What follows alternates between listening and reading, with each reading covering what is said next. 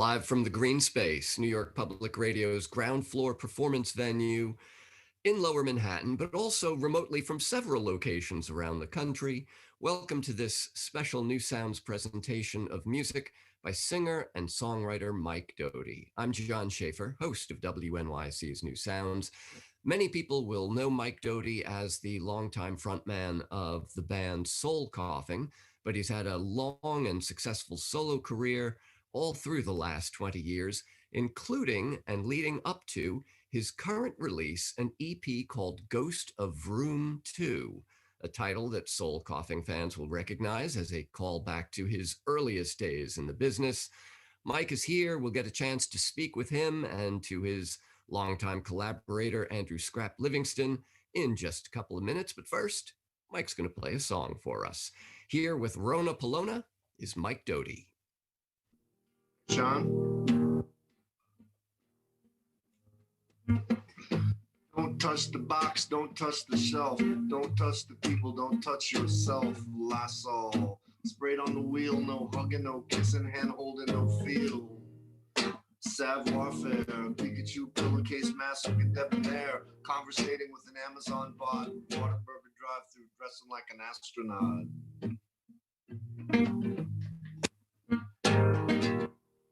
Do the Rona Pallona. Do the Rona Pallona. You won't know it if you're doing it right. You never know it if you're doing it right. You won't know it if you're doing it right. If you're doing it right, you're doing it right. Fuck this curve, fuck Mnuchin. If I was a kid, I'd find me a store to loot. Chin up. At least you learn to use the phone. Soderbergh reboot of Home Alone's what you live. Don't watch The Vain Man, you can't forgive. Jesus would for the common good. I got the mask on laying in the cut. At the Dunkin' like an extra and eyes wide shut.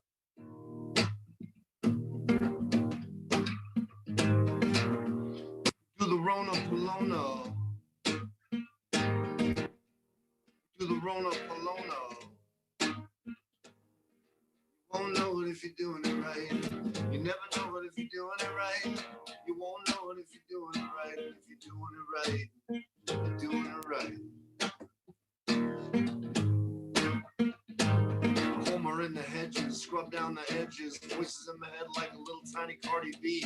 On the ledge with a box of wipes next to me. If I jump, they'll scoop me up. Throw me in a sanitized super cold cup. Come correct with a stimulus check and buy yellow steam. I'm unsure when, but I'll jet before they close down France again.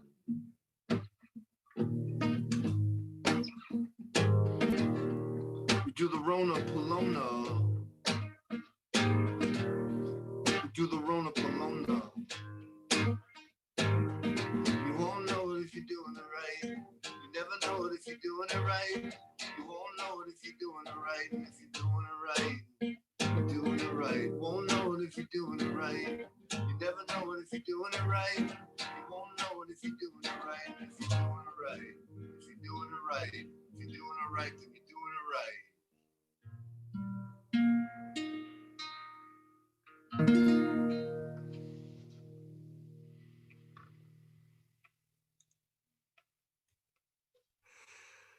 That is Mike Doughty with the song Rona Pallona. It's a great way to get us started, I suppose. I'm not really sure. I mean, first of all, Mike, thanks for joining us today. Of course, absolutely. Thank you. Let me bring in Scrap, Andrew "Scrap" Livingston, who plays bass all over the new record and has performed with you for a long time. Hi, Scrap.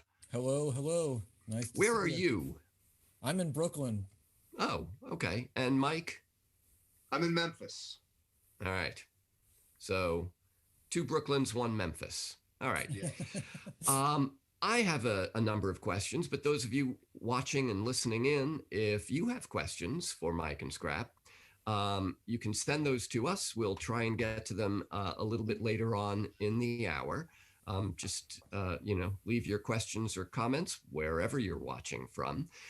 Let me ask you, Mike, you've been around the block in this business a few times. You know, yes. There's a very long history of pop songs that introduce dance moves. you know, do the locomotion, do the Yes, hucklebuck, the twist. right. What I love about the Rona Pallona is you'll never know if you're doing it right. Yeah, exactly. It's the dance move that we don't know if we're actually doing it. We don't know if we missed something or just have been doing it wrong the whole time and just have managed to avoid it. Or yeah, you never know it. And yeah, I loved it. Now, were you thinking along those lines when you wrote the song? Oh yeah, absolutely. I was like, is there a Rona dance move? Because I watched over and over the Project Pat, great Memphis rapper, his thing where he was like, "Summer's just around the corner, can't get no corona," and then everybody put all these different beats behind it, and I was like, well, if there was a dance that was the Rona, the Rona Polonaise is the Rona Pallona, I guess. And yeah, you'll never know. You don't know what it is.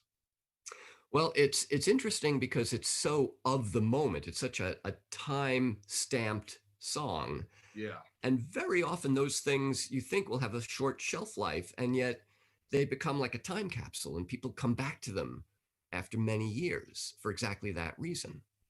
Well, I don't know. I mean, maybe it's the twist. Maybe it's let's twist that's Rona Pallona again like we did last summer. Hopefully not.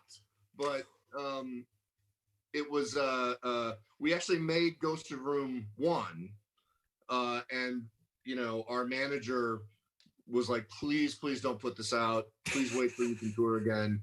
And we were like, fine, that's fine. And then I ended up writing this EP that was very of the moment, and I called him up like in July and was like, hey man, I got bad news, we're putting out a record like in like a month. You get a month to get ready for this thing to come out.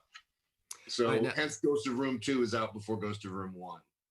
I was going to ask where the number 2 came from. Of course, the title Ghost of Vroom will be, that'll be a callback that Soul Coughing fans will be familiar with. So when you guys were making this record, how much of a wink and a nod were you intending to people who've been following you for many years?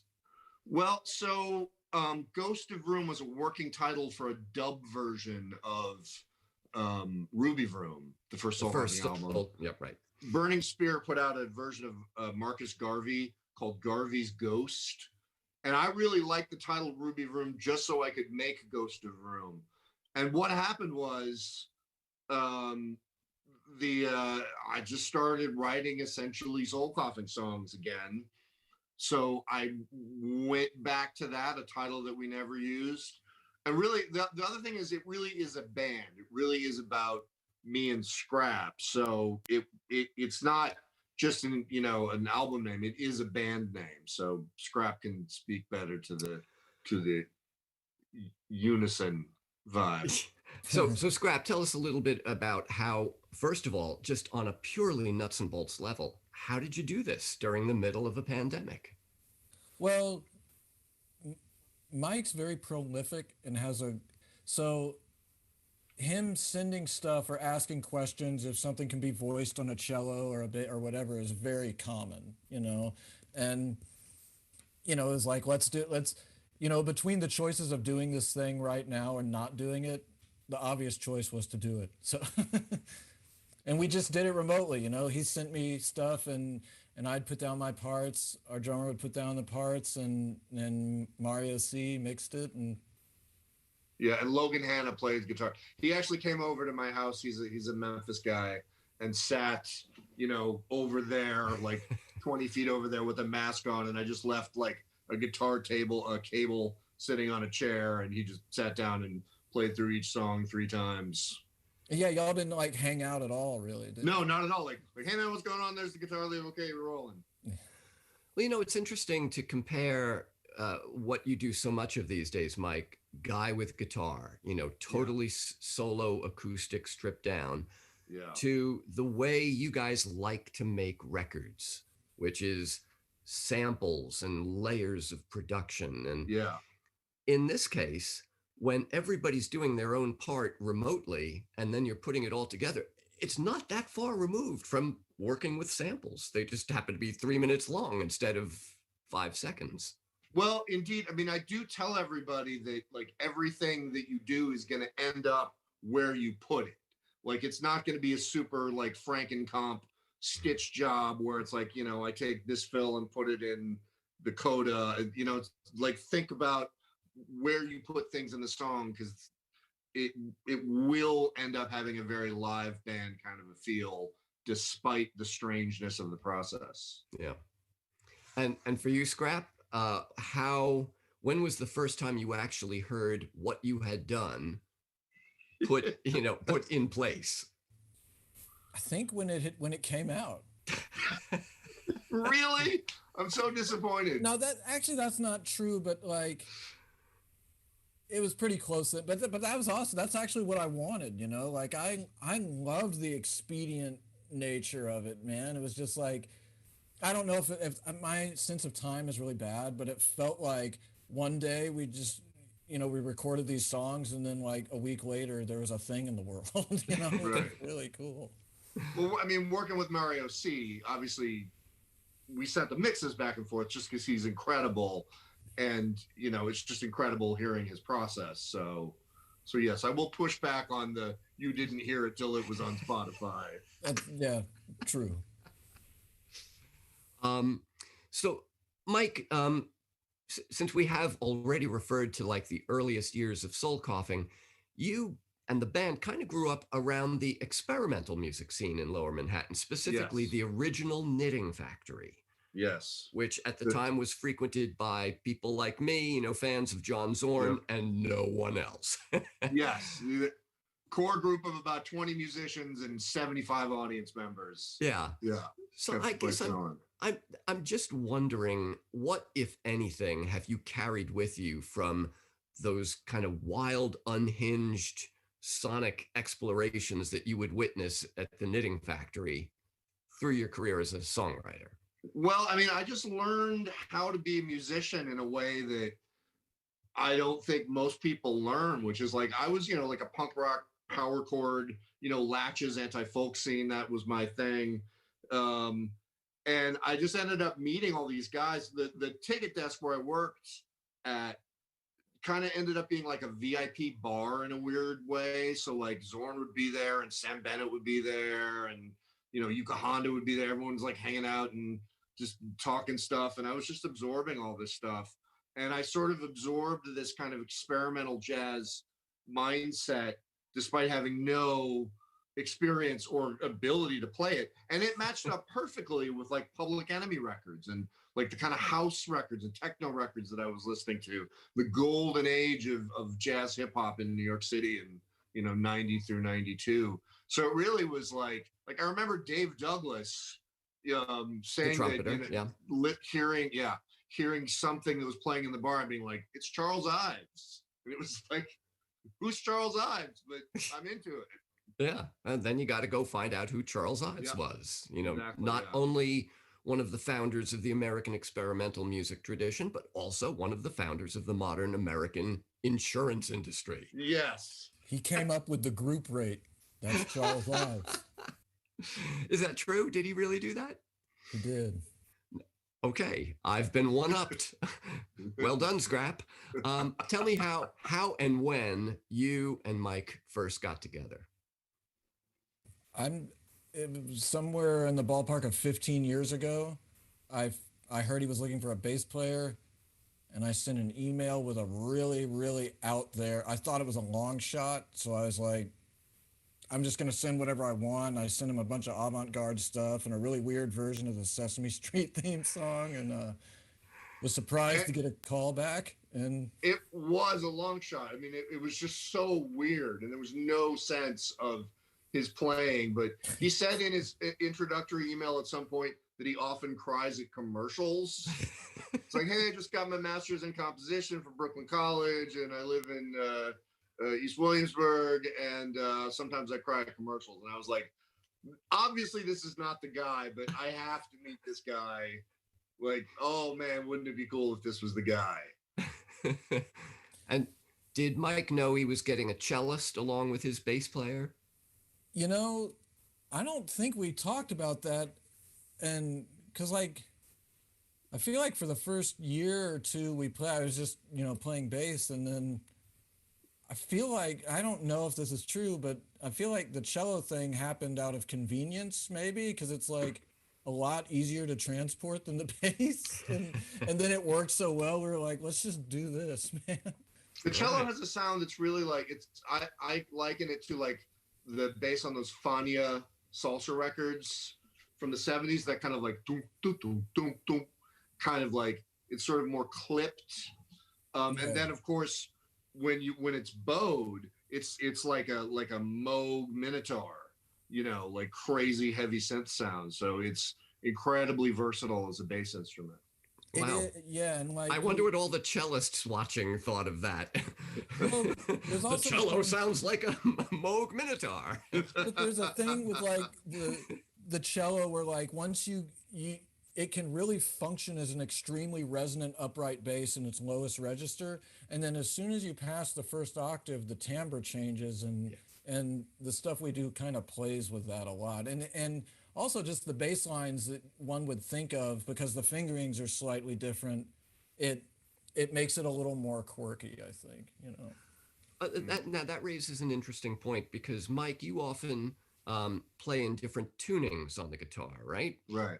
And one of the reasons for that is when you change the fingering, you really are changing the way you have to approach the instrument, so you don't get Yes. stuck in ruts. Exactly. Yeah, you have to rethink.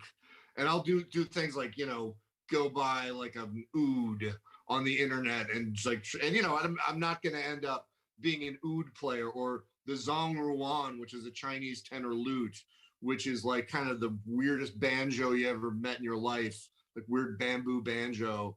And you just pick these instruments up and you just write something different because there's just something different about it.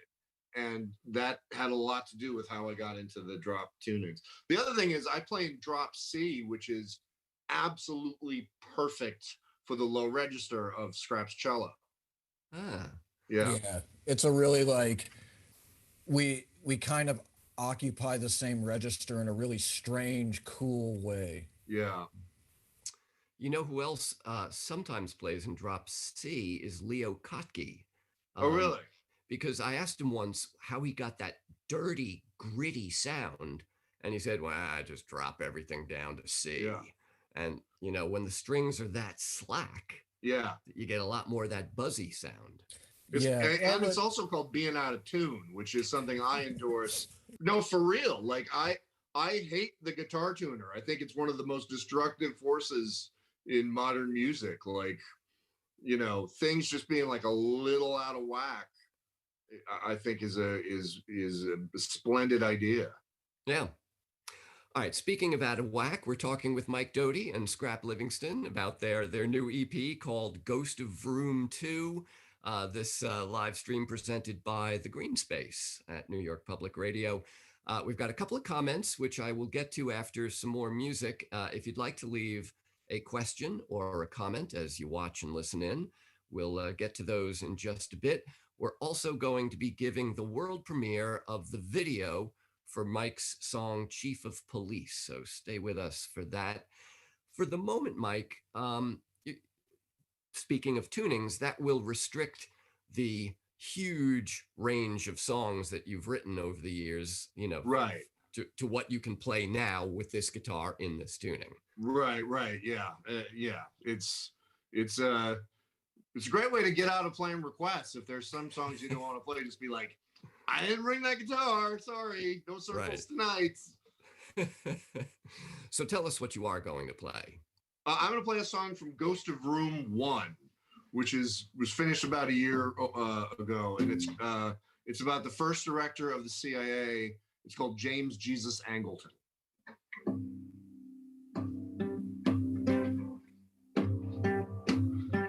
Down in the club where the fire's alight, James Jesus Angleton takes shelter from the night. All your papers are in order, yes it seems. James Jesus Angleton is singing in your dreams. I won't betray you in the bars of Istanbul, on Nebraska Avenue won't play it for a fool. Won't surrender, I won't go without a fight. James Jesus Angleton is singing in the night. James Jesus Angleton. James Jesus Angleton. James Jesus Angleton. James Jesus Angleton.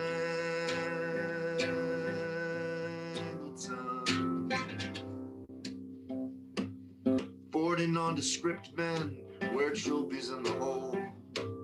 James Jesus Angleton sends codes out to control. All you good men, they inform and they conspire. James Jesus Angleton is singing down the wire. James Jesus Angleton. James Jesus Angleton. James Jesus Angleton. James Jesus Angleton.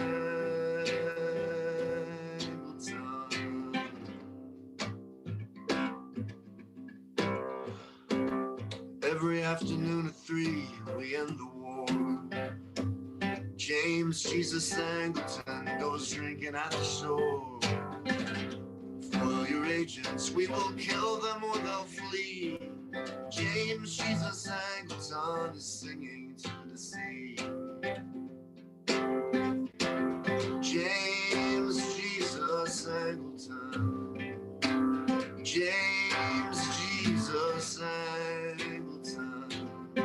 James Jesus Angleton. James Jesus Angleton.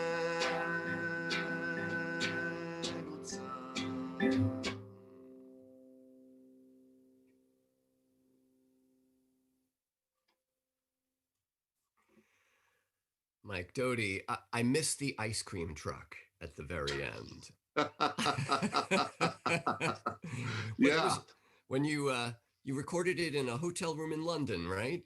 Yeah, that's right. And That's right. Wow. Wow. So you listen to the Patreon version. Yes. Wow. Yes. Yep. And I wanted to ask you about doing songs for Patreon, but I know you have another song you want to play for us. So let's get to that in short order. What's this going to be? It's obviously going to be in the same tuning. Yeah, there you go. Good call. Otherwise, which the thing about coming out of Drop C is it takes a very long time. So it's for the best, I promise. Okay. This is from the album Stellar Motel, and it's called Raging On.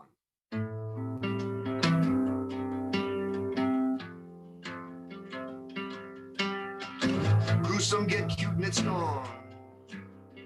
Sad suckers with sacks of Szechuan. I know that guy from someplace.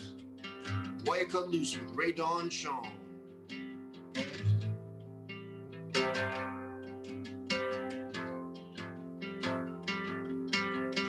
Open the blinds with the light and don't exit no. Wrist the kiss as you lasso your senses down. Lips so wistful, burn white from relapsing.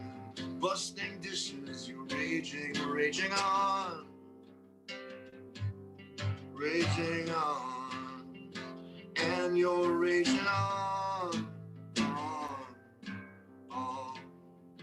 You wild and wiry one.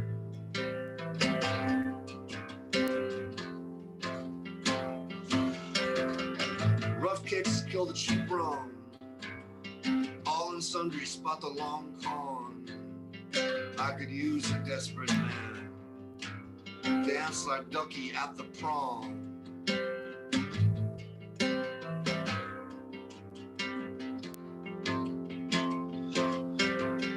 Shapely place that you spit your elixir in. Bridges listening, no lights and no trucks on them. Flipping switches, your wrist don't do it so long. Crystal smashing, you're raging, raging on. Raging on. And you're raging on. On. You wild and wiry one.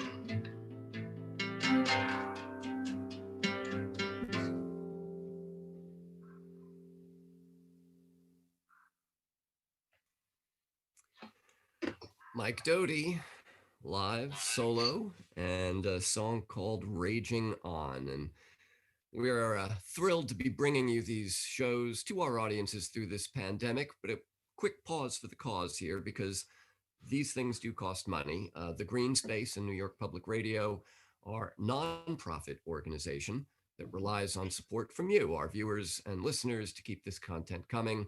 So if you're in a position to make a donation tonight, we would be ever grateful.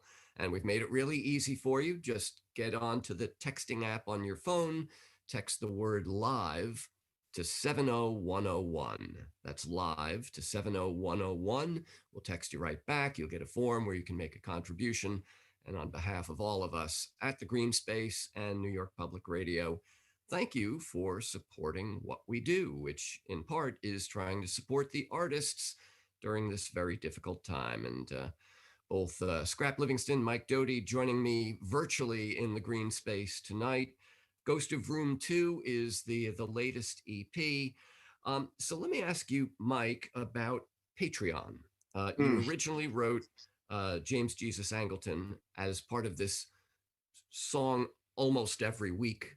No, literally every week. Literally every week. Yeah, there's been like 2 weeks where I've messed up, but there've been more weeks where I do more than one, and it turns out being like, you know, the old New Yorker subscription thing where like people cancel because they don't read them all. Right. I have to keep it to one a week because if I like get overly prolific, people start canceling. Okay. So what do you like about first of all, explain how Patreon works. Well, I mean, it's a subscription thing. Many artists do it in many different ways. Some people are just like, please give me money every month so I live. Right. Others have like specific art projects involved with it. I do a new song every week, like a new song written, recorded, entirely new every single week. And it's great. And people, you know, are paying my mortgage. You know, I live in Memphis. I don't live fancy, but, right. You know, like I am a homeowner and I eat tons of food all the time and wear clothing. And the other thing is it's almost a 60s vibe where like every week it's like, you gotta get something, you gotta finish it, you know? And I think a lot of songwriters start, you know, 52 songs a year, but they don't necessarily finish 52 songs a year. And that pressure is for the kind of writer I am, it's great. Huh. Well, you're in the wrong part of the state, you know, for that kind of Nashville songwriting, churn them out as fast as you can industry. Right. But I'm in the best part of the state for the greatest music ever made of all time, some of the greatest hip hop made of all time, some of the weirdest indie rock bands, post-punk bands. Memphis is great. You can come here, live cheap, and get very weird. That's my ad for the Memphis Tourist Board. And I'll just add, you can eat pretty well. You can, yes, and you can eat things like if you're a vegan, you can live in Memphis. It's not just the pork. You can get like really good food that's not, you know, the flesh of the swine. Okay. I was thinking of the pork, but okay. Yeah. Also, it's a stealth donut town. Great donuts. Yeah. Gibson's Donuts, Midtown Donuts, great donuts in Memphis. Yeah. So let me throw a couple of questions out from people who are tuning in. Joe J has a question for you, Mike. What's the pin you're wearing? It looks like an eye. Oh, I think it's two eagles around a moon or a record. It's from Mills Record Store in Kansas City, Missouri. Okay. Is it still open, Mills Record Store? Mills, like paper mills. That's an interesting question. I sure hope so. Yeah. They're a great store. Just I've played there a couple times and, you know, ended up with an armload of records walking out the door fully. You know, that's the nice thing about doing record stores is you get that employee discount. Now, Scrap, here is a question for you from Punchinello H watching us on YouTube. The question is, Mike loves the majestic space chord. Do you have a bass sound to counterstrike his otherworldly acoustics? I love that question. I'm not sure I even understand what it means, but I'll play like the that. majestic space chord for you. It's this. Uh, And I just end too many songs. I think Scrap actually is surprised when I don't end songs in the majestic space chord. what winds up happening is we have this thing called the last note war. So he like kind of arpeggiates that chord, and then I'm like, no, you know, like I add a little nugget at the end, and it's very hard for me. One of the only areas of my life where I'm like a dominant person is having the last note of the song. When it's like hanging there, I cannot force myself to not put the punctuation at the end of the thing. And he does it in such a way that you can't just be like, oh yeah, well, you know, there's like such artful finality to that, the way he wins the last note war, that it's infuriating, really. I think it's the proper word. It's interesting to think of doing that with a cello in a quote unquote rock band, but okay. Have you ever, Mike, sat down and actually figured out what that chord is? Is it like I think it's a ninth major chord. 11th or something? That's I mean, like Scrap's like a Stravinsky guy. He like knows, you know, like he's read that Schoenberg book, you know, and that Hindemith book, and knows all that stuff. And so he's also the nicest guy about, you know, like some very well trained musicians would be like, don't you know you're playing a suspended sixth over a blah blah blah? But he's just like, oh, word, be it. So this is suspended ninth. Oh, he's just like really nice about it. And I've actually learned things about music theory just hanging out with him. All right, Scrap, same question to you. What the hell is that chord? I don't know. Oh, come on. Look, it's a lot of root and a lot of fifth, and I think there is a ninth there. So yeah, I mean, it's open tuning, so it's a root fifth party. So yeah. So I mean, throwing out names like Schoenberg and Hindemith shows, Mike, that you have some awareness of classical music. Is that? Yeah, a little bit. But I mean, you know, it's not like it. The first time I heard The Rite of Spring was driving around with Scrap, and you know, he's like educated me on all this stuff, and Glenn Gould and all this stuff.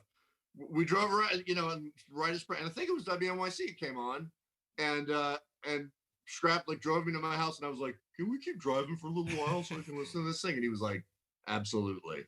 We call those driveway moments when you can't get out of the car until the song is over, or the news story, whatever it is. Thank you, Stravinsky. Yeah. Yeah. I think probably my first ever classical music concert at Carnegie Hall was San Francisco Symphony Orchestra doing Sibelius Violin Concerto, big favorite, Isaac Stern, hugely popular, sawing away at it. But after intermission was Rite of Spring. And we're talking like, well, you know, latter half of the 20th century, and there were still people getting up and leaving. Right. And I just thought, oh, this is for me.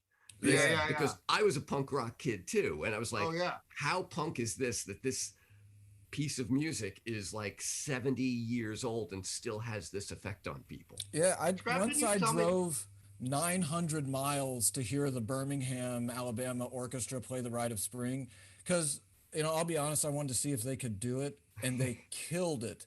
But there were people there that got up and left in whatever, that was probably like 1996 or something, and I was like, wow, okay.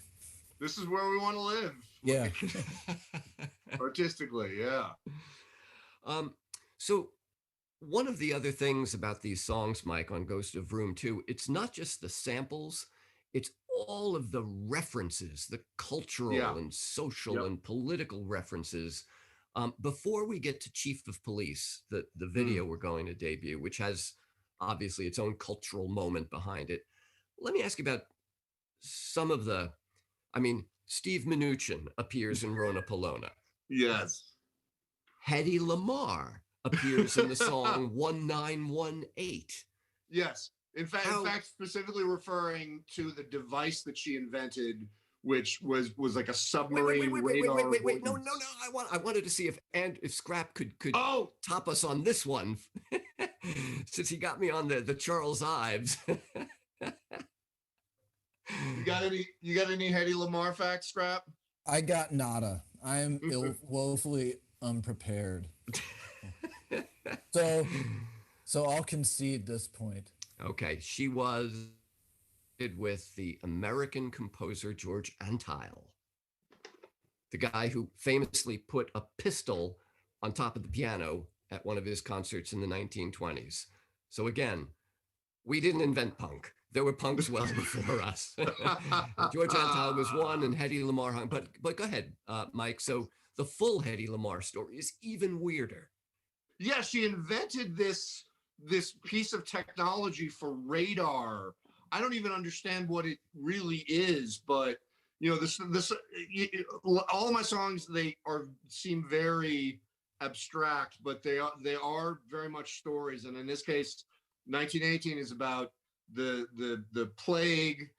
Plague doctor mask goes through a CVS spreading the disease, goes out into a crowd of protesters, spreads the disease, and then gets into the car of some like nefarious, could be QAnon, could be a left-wing type of thing, absconding from New York City, and they have this tracing device in the trunk of the car. Courtesy of Hedy Lamarr. Hedy Lamarr, exactly. Naturally. Just flows easily. It's all logical. And then you have to make, especially in 1918 or 1918. I mean, you say 1918 in the song. Yeah.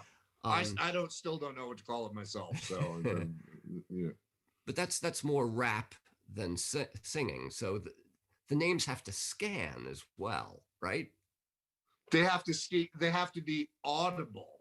But I just love, and really most Ghost of Vroom 1 is like all. I'm actually putting a book together that will be all of the references, and there's so many of them, and somebody's gonna like listen to it and go, did he really just reference Don Powell's The Wicked Pavilion?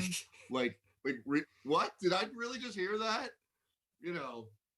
And obscure rappers, and it's just all weird references. And then but fundamentally for the listener, it's not supposed to be a code. It's supposed to be just enjoying this language. I remember listening to Das Effects in the early 90s, and everything they rapped about, and they were incredible rappers. It was all 70s TV shows, like all references to 70s TV shows. So I do that with Joan Murray and Hadrian's Wall, and the band Rainbow from the 70s, and like all kinds of weird stuff.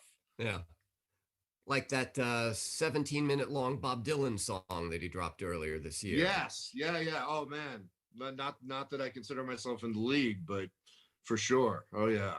But that's the beauty of that song, is like you listen to it and then you immediately want to go listen to it again, because the references are coming so fast and furious that you. Right. And there's always something that he stole, that there's like one person in the world out of 9 billion people that'd be like, oh my God, that's from like, a Union soldier from 1863's diary, and it's like actually stolen, like Scansion is stolen or something, just something really bizarre. Yeah. I mean, he's incredible. He's just incredible. Yeah. Well, look, so we brought you guys here to talk about Ghost of Vroom 2, but you keep talking about Ghost of Vroom 1. Right. So what is it? When do we get to hear it? Are you waiting until you can actually tour before releasing it? No, we're gonna put it out in 2021, as early as we can in 2021. Make some videos. We have a couple of great video collaborators. Swivs is one director. Wartella is another director. Animators. But we're incredibly proud of that album. Made it with Mario C. in Eagle Rock. Gene Coy, jazz drummer, playing drums. Just very proud of it. Can't wait to put it out. And Scrap, when did you guys make this record? Was it made at the same time, before 2 or before It the was like pandemic? almost exactly a year ago, last August of 2019, right? Yeah, like in the like non-pandemic time, we were all in person, sweating in the same weird house in Eagle Rock. Yeah, eating LA. burritos, making noises. Yeah. Yeah. All right. Well, speaking of videos, we do have to premiere for people tonight the video from the third song on Ghost of Vroom 2, which is called Chief of Police. Again, Mike, lots of sampling, in Yeah. the production Mhm. here. And this very much, as I said before, a song about this particular moment in time. Sure. Sure. Did you have any trepidation about tackling such a big topic in a song? Well, yeah. I mean, of course I did. It began with this very funky vocal riff, using the word grieving. That was the first lyric, and I was like, how do you write a funky song with the word grieving featured prominently? And I mean, it's terrifying to write about stuff and to be in the moment, especially in this very, very examined and critical moment where you're always, at least I'm always, trying to not be misunderstood. But you have to take those risks. The risks come to you, and you have to respect them and honor them. And I think as you get older, as any kind of artist, you're listening and watching, and you're really feeling the things present themselves to you. You're not trying to like when I was a kid and I was like, these creations of genius that I am bringing forth from my heart. Now it just seems like they're in the cosmos and they're in the air and they're finding me for some reason. Yeah. And the video, tell us, you kind of set this up for us. Well, it's an animator named Wartella, who was an illustrator at the New York Press when I was a writer at the New York Press. And he just does this beautiful style that, again, is very rooted in a kind of cartoon aesthetic that was important to Soul Coughing. It kind of reminds me, it's like those old Fleischer cartoons and like Schoolhouse Rock almost. Yeah. These characters, and just very bizarre and kind of dark, but it's a cartoon. We actually have been running ads on the Cartoon Network late at night, not of this, but the 1918 video, which is also by Wartella and is equally dark and animated, and it fools people into thinking they're watching shows on the Cartoon Network at night. Let's clarify, yes. like in the Tigtone Joe Pera, Rick and Morty area, not like Teen Titans. Right. All right. Well, we are about to share with folks the world premiere of the video for Chief of Police, which is on the new EP called Ghost of Vroom 2. Ghost of Vroom 1 will come out next year. And Mike Doughty, Scrap Livingston, guys, this has been a lot of fun. Thank you both for zooming in and joining us in our virtual green space tonight. Yeah, always such a pleasure to be with you, man. So great to see you. Yeah, big fan, John. Big fan. Thank you. Thank you both. And thanks, of course, to all of you for watching and listening, and to the staff of the Green Space. Here now, enjoy Chief of Police, world premiere of the video by Ghost of Vroom.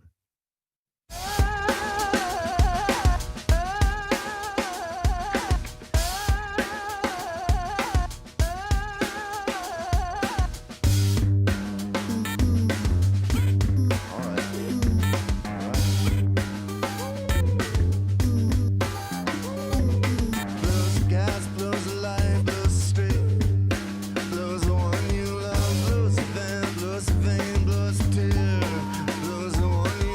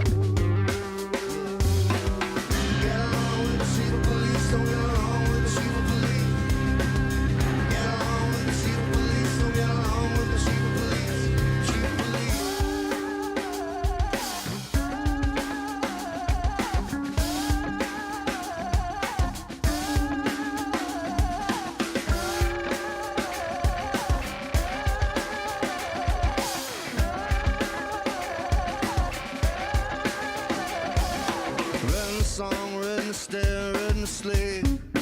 Red as the one you love, red in the love, red in the sign, red in the shield.